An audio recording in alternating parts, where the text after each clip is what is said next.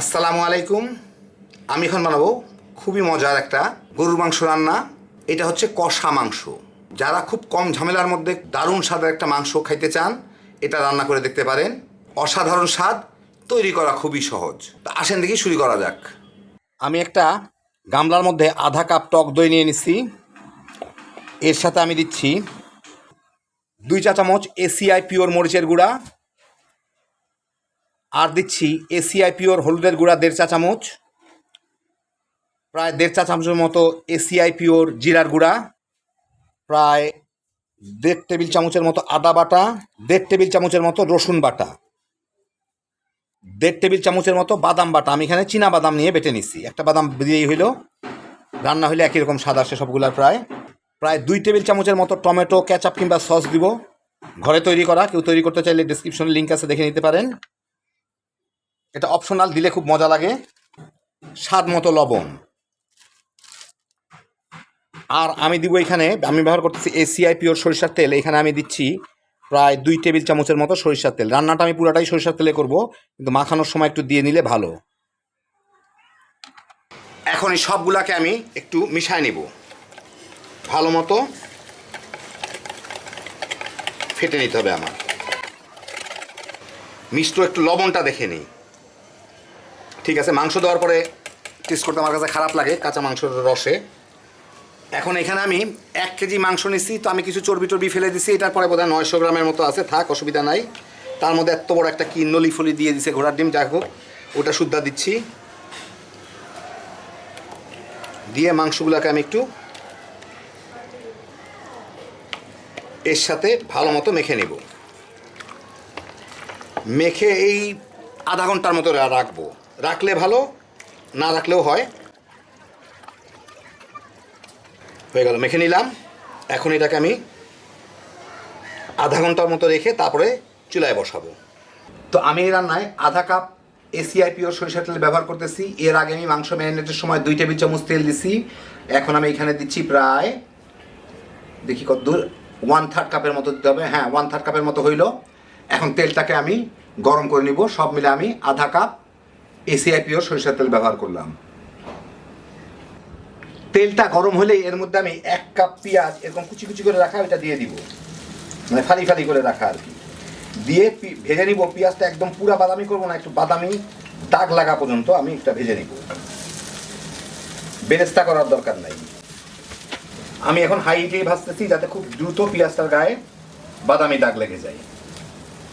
পেঁয়াজগুলা একটু লালচে লালচে রং হওয়া শুরু করলেই, আপনার ফেনার জন্য বুঝতে পারতেছেন, এই যে দেখেন একটু লালচে লালচে হওয়া শুরু করছে। আমি এর মধ্যে দিচ্ছি 2টা তেজপাতা, 3-4 টুকরা দারচিনি, একটা বড় এলাচি আমি একটু ফাটায় নিছি, 4টা লবঙ্গ আর 4টা এলাচি আমি একটু এরকম ভেঙে গুঁড়া করে নিছি। তাতে ফ্লেভারটা ভালো আসে, বেশি আসে আর কি।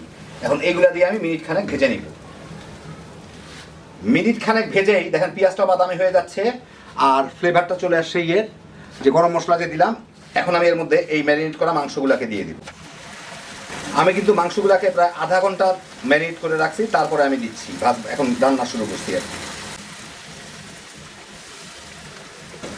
এখন এর সাথে মিশায় ভালো মতো আমার মাংসটাকে একটু ভুনে নিতে হবে। তো আমি হাই হিটে 3-4 মিনিট রান্না করব, তারপরে হিটটা কমায় দিব। হাই হিটে একটু ভেজে নিই আমি 3-4 মিনিট মাংসটাকে। মিনিট 4-5 ভুনে এখন আমি এইটাকে জালটা কমায় দেই, একদমই কমায় দেই, একদম মিডিয়াম আর লোর মাঝামাঝি, লোর দিকেই বেশি। এইটাকে আমি একটু নেড়ে এখন ঢেকে দিব, যাতে মাংসটা পানিটা ছাড়তে পারে। কারণ এই মাংসর পানিতেই আমার প্রায় মাংসটাকে সিদ্ধ করে নিতে হবে। প্রয়োজন বোধে অল্প একটু পানি দিব, পানি দিতে হবে, কারণ বাংলাদেশি মাংস এটা ওইভাবে সিদ্ধ হবে না। তারপরেও যত কম দিয়ে দেওয়া যায়। তো একদম লো আর মিডিয়ামের মাঝামাঝি, লোর দিকেই বেশি, এতে আমি এটাকে দিয়ে ঢেকে দিলাম। 8-10 মিনিট পরে 8-10 মিনিট পরে এই দেখেন অবস্থা, ভালো পানি ছাড়ছে। এখন আমি এইভাবে নেড়ে দিয়ে, এই এত বড়টা কি করবো আল্লাহ জানে, পুরা হাড্ডিটাই আমাকে গছায় দিছে। যাই হোক, চিন্তার কারণ নাই। এটা আমি ভালো মতো নেড়ে দিলাম। এই যে দেখেন কোনো মতে ফুটতেছে, মানে আমার জালটা একদম কমে আছে। এখন এটা ঢেকেই আমি এই খুব কম জালে, মিডিয়াম লোয়ের, মানে লোয়ের দিকেই বেশি ভাগ আর কি, এই জালেই আমি জাল দিতে থাকবো। মাঝে 2-4 বার নেড়ে দিব, পানিটা শুকায় দেওয়া পর্যন্ত। দেখি তার মধ্যে কতদূর সিদ্ধ হয়। প্রায় 45 মিনিট পরে কয়েকবার নেড়ে দিলাম। এটা খুব একটা ঝোল নাই, দেখেন ঝোলটা শুকায় গেছে, কিন্তু আমার মাংস সিদ্ধ হওয়ার ধারে কাছেও যায় নাই, আর একটু পরেই লেগে লেগে যাবে। এখন আমি এইখানে প্রায় 1.5 কাপের মতো ফুটন্ত গরম পানি ফুটে রাখছিলাম, সেটা দিলাম। ঠান্ডা পানি কেউ দিবেন না, গরম পানি দিবেন, নাইলে কিন্তু মাংসটা আবার ঠান্ডা অবস্থায় চলে যাবে, টেস্ট লুজ হয়ে যাবে। সবসময় মাংসের মধ্যে দিতে গেলে গরম পানি দিবেন, তাহলে টেস্টটা এক থাকবে। এখন আবার এটাকে ঢেকে লো হিটে জাল দেবো। এটাকে একটু ঘুরে ফিরে দিই এত বড় একটা হাড্ডিকে। এইবারে ইনশাল্লাহ হয়ে যাবে। আরও প্রায় 45 মিনিটের মতো লাগতে পারে, এটা ঘন্টা দেড়েকের মতো লাগে। প্রায় 1 ঘন্টার উপর হয়ে গেছে, 1 ঘন্টা 2-4-5 মিনিট হবে বোধহয়। দেখেন কি পরিমাণ তেল উপরে উঠে আসছে, কারণ মাংস থেকে প্রচুর তেল বের হয়। বেশ কয়েকবার নেড়ে দিছিলাম। এখন ভাজা প্রায় হয়ে গেছে, ঝোলটাও শুকায় গেছে, আরও শুকাবে। এখন এর মধ্যে আমি প্রায় 2 টেবিল চামচ পেঁয়াজের বেরেস্তা দিয়ে দিব। এইটা দিলে টেস্টটা অনেক ভালো আসে, ফ্লেভারটা অনেক ভালো হয়। দিয়ে এর সাথে মিশায় আমি একটু জাল দিয়ে নিব 8-10 মিনিট, বাকি ঝোলটুকুও যাতে শুকায় যেতে পারে। মাংসটা কিন্তু প্রায় সিদ্ধ হয়ে গেছে।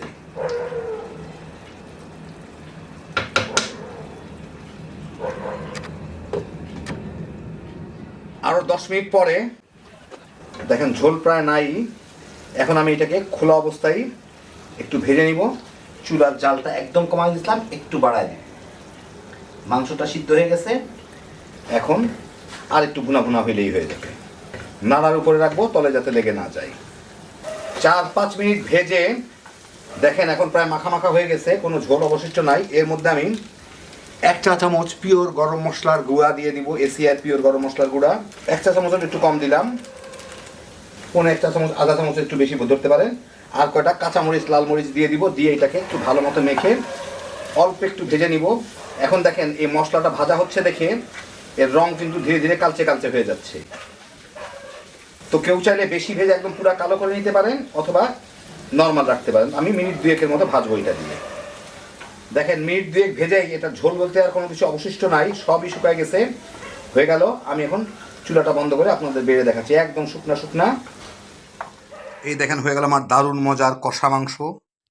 খুব সহজ তৈরি করা, একবার মেখে ঝুঁকে বসায় দিলেই হয়ে গেল। খুবই সহজে অসাধারণ স্বাদের একটা মাংস রান্না।